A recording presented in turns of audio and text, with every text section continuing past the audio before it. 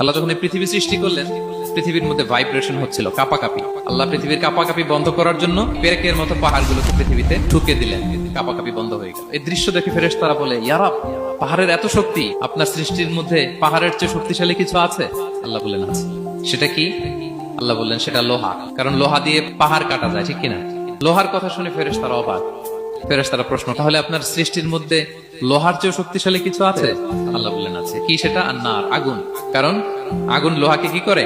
গলিয়ে ফেলে। ফেরেশতারা শুধু অবাকই হচ্ছে। ফেরেশতারা বলে, আগুনের চেয়ে শক্তিশালী কিছু আছে? আল্লাহ বলে আছে, আলমা, পানি। কারণ আগুনে দাউ দাউ করে জ্বলে ওঠা আগুনের মধ্যে পানি দিলে আগুন অস্তিত্ব হারায়। ফেরেশতারা শুধু অবাকই হচ্ছে। তারা বলে, তাহলে পানির চেয়ে শক্তিশালী কিছু আছে? আল্লাহ বলেন আছে, আর রিহ, বাতাস। কারণ বাতাস পানিকে একদিক থেকে আরেক দিকে নিয়ে যায়। জলের মধ্যে বায়ুর উচ্ছ্বাস লাগলে জলোচ্ছ্বাস তৈরি হয়, ঠিক কিনা? ফেরেশতারা আবার অবাক হয়ে বলে, তাইলে বাতাসের চেয়ে শক্তিশালী কিছু আছে? আল্লাহ বললেন আছে। সেটা কি? বলতেছে বনি আদম।